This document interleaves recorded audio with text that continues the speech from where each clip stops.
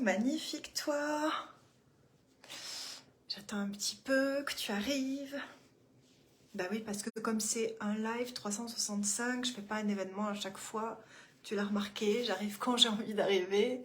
Je dis, oh tiens, 12h57, et si je faisais un live?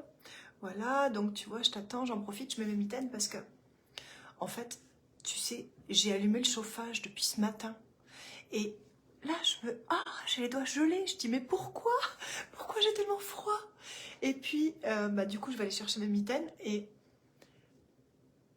je rentre dans ma chambre. Et là, je vois quoi? La fenêtre est grande ouverte. Bien sûr, j'ai aéré ce matin et j'ai légèrement oublié de refermer la fenêtre. Donc, depuis ce matin, je chauffe et j'ai froid. Mais c'est normal. C'est parce que j'avais les fenêtres ouvertes. Bon, bref. Du coup, je ne suis pas venue vous parler de ça, c'était simplement pour vous donner le contexte. Aujourd'hui, je vais te parler de ce que je vis depuis quelques jours déjà et qui est absolument fabuleux parce que c'est vraiment un changement de point de vue radical. Alors évidemment, c'est toujours comme ça, mais alors celui-là, il est magnifique, magnifique. On parle d'amour inconditionnel, d'accord? C'est quelque chose que je recherche depuis très longtemps. Je crois que tout le monde est à la recherche de ça, mais c'est comme si on avait une vue biaisée sur le truc, tu vois, parce qu'on se dit non mais l'amour inconditionnel, c'est aimer sans condition. Donc je te donne mon amour sans condition. C'est un peu comme ce qu'on ressent avec nos enfants.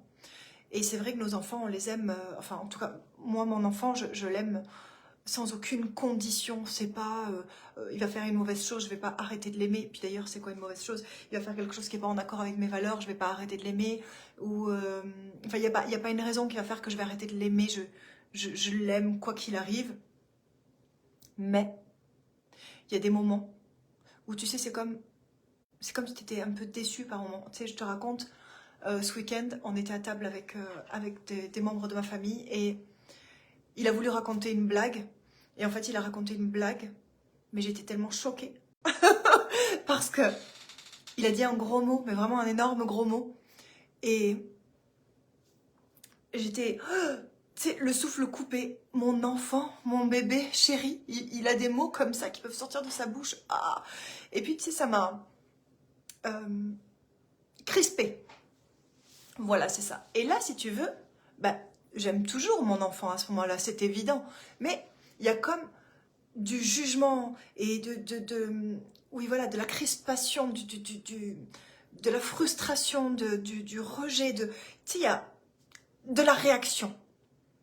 Ben là, à ce moment-là, je suis plus dans l'amour inconditionnel, en fait, tu vois. C'est ça, je viens de comprendre ce truc il n'y a pas très longtemps.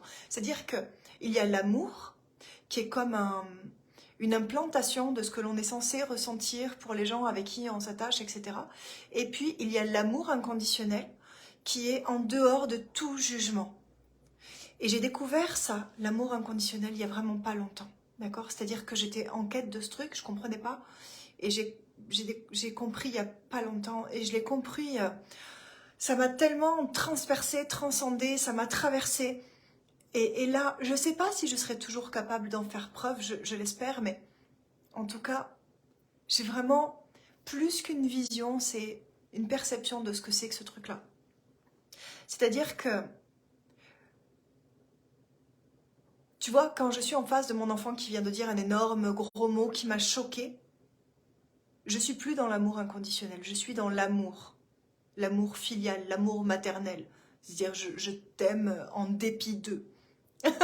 Tu vois, je t'aime de toute façon pour toujours, tu seras toujours mon bébé d'amour, nanana, mais quand même, là, tu m'as choquée. Là, je suis pas dans l'amour inconditionnel parce que je suis en train d'apporter un jugement sur quelque chose. Et puis, l'amour inconditionnel, c'est différent. Je vais te donner un autre exemple qui s'est produit dans la même maison. C'est qu'à un moment donné, ma cousine, elle s'est mise à crier, ou je sais pas si elle a crié ou si elle a juste appelé à l'aide, enfin je sais plus. Elle disait, ah, il y a une araignée, elle est horrible, elle est horrible, elle est horrible, il faut venir à tout prix, il faut venir, il faut venir. Et du coup, je viens voir, et elle dit, elle est vraiment énorme, elle est horrible, je sais plus qu'est-ce qu'elle a dit comme terme. Donc je regarde l'araignée, et effectivement, il y avait une araignée. Et en fait, elle était, enfin moi je la trouvais très belle. Elle était verte, très très rapide. Et du coup, tu sais, il y a ce moment où je suis pleine de jugement et je dis oh, est-ce que je vais arriver à l'attraper? Avec quoi je vais pouvoir l'attraper? Parce que je ne suis pas chez moi, je ne sais pas où sont les objets pour attraper une araignée, pour la mettre dehors, etc. Et tant que j'avais toutes ces questions, l'araignée, je la voyais, elle était très rapide, elle n'arrêtait pas de bouger et je me disais mais jamais j'arriverai à l'attraper. Puis à un moment donné, il y a eu ce moment où je dis la beauté de la nature, la beauté de cette créature, c'est tellement magique, magnifique. J'ai envie de la ramener dans un endroit où elle sera plus apte. Tu vois, elle était toute verte, donc je me dis, la nature l'a faite pour qu'elle soit dans l'herbe, pour qu'elle soit invisible dans l'herbe. Donc je me dis, il n'y a pas de problème à ce que je la mette dans l'herbe. Elle était vraiment vert, un vert comme de l'herbe, quoi. Pareil, j'avais jamais vu une araignée de cette couleur. Et donc, ben ok, j'attrape n'importe quoi. C'était un verre et puis un morceau de sopalin, donc souple. Et tu sais, d'habitude, il me faut toujours un truc rigide parce que je me dis, ah, si l'araignée elle passe ou quoi. Puis là, non, j'ai dit non, ça va aller. Et donc, je la mets dans un verre, bizarrement, sans aucune difficulté. Et puis, je glisse le sopalin comme ça. Et en fait, c'était ma main. Et donc, l'araignée, quand elle venait par là, je la sentais, en fait. Mais il n'y avait pas de... Il y avait rien. Il n'y avait pas de projection, il n'y avait pas de jugement, il n'y avait rien du tout. C'était juste... Ah, c'est tellement magnifique, je vais pouvoir la ramener dans son environnement. Et donc, on sort et je pose le verre à l'envers sur l'herbe et puis elle est retournée dans l'herbe et puis voilà, c'était ok. Et là, si tu veux, on n'est pas dans le genre amour, oh j'aime cette bestiole à condition qu'elle me pique pas ou je l'aime à condition qu'elle me dégoûte pas. Ou... Non, c'est juste je l'aime parce qu'elle fait partie de cette création et que je la trouve magnifique parce qu'elle fait partie de la vie.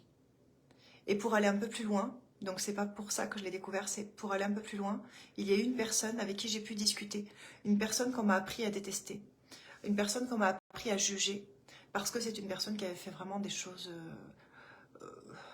condamnables, voilà, entre guillemets, condamnables. Et j'ai pu discuter avec cette personne, il y a vraiment quelques jours, hein, c'était il y a pas longtemps, j'ai pu discuter avec cette personne et plus je l'écoutais, et plus, tu sais, il y avait comme cette empathie. Et j'étais plus dans mon monde avec mes jugements, j'étais dans son monde avec... J'ai fait de mon mieux. Et je me suis mise à l'aimer de toutes mes cellules. Une personne que j'ai entendu beaucoup de monde détester, critiquer, mal aimer pendant toute ma vie. Et là, je me suis mise à l'aimer de toutes mes cellules, à me dire, mais j'ai tellement envie de te donner tout mon amour parce que tu as fait des choses vraiment pas faciles et tu as vécu une vie pas facile. Mais en fait, ce que je vois, c'est que ce qu'on t'a envoyé, c'est du jugement, des critiques, une sentence. C'est mal ce que tu as fait, tu es une mauvaise personne. Et alors que moi, si je me mettais dans la même situation, je sais pas ce que j'aurais fait. En fait, j'en sais rien. Je peux juger, c'est facile puisque j'ai pas vécu la même chose. Et les histoires sont tellement différentes que c'est très compliqué de se mettre à la place de l'autre. Le mot compassion, moi, je n'aime pas ce mot parce que on ne peut pas vivre l'émotion de l'autre. C'est pas possible, en fait. On peut décider d'essayer de le comprendre et de l'aider à traverser sa peine, mais on ne peut pas porter l'émotion pour l'autre parce que chacun est différent et on n'a jamais les mêmes émotions. Et donc, c'est pas de la compassion, c'est plutôt de l'empathie, mais je vous parlerai de ça une autre fois. Et donc, à ce moment-là, quand je me suis mise à aimer de tout mon être, en fait, c'était une rencontre d'âme à âme. Tu sais, c'est pas « Oh, l'être humain que tu es a fait ça, a fait ça, a fait ça. Donc je peux pas aimer l'être humain que tu es, sinon ça va pas avec mes valeurs. » Et là, j'ai dépassé ce truc-là. Et tu sais, c'est l'âme qui incarne mon être humain. Regarde l'âme qui incarne ton être humain.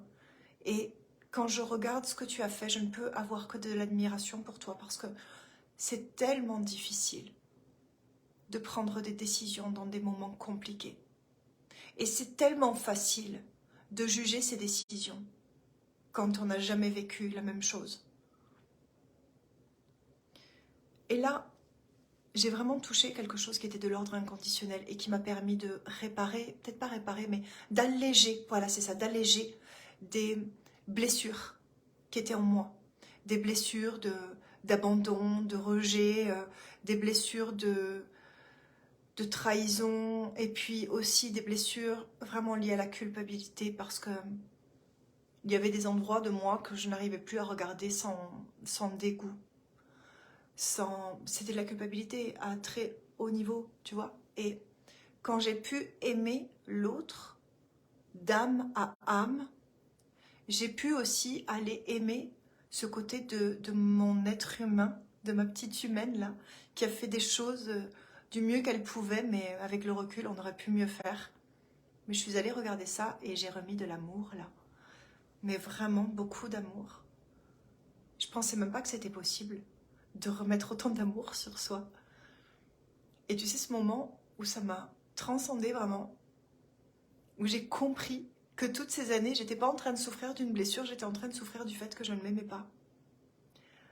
Ben, j'ai été envahie d'un amour incroyable et j'ai enfin compris ce qu'était l'amour inconditionnel. L'amour inconditionnel, ça parle pas de conditions. L'amour inconditionnel, ça parle de est-ce que tu es prêt à aimer l'âme qu'il y a derrière l'humain qui a agi. Voilà.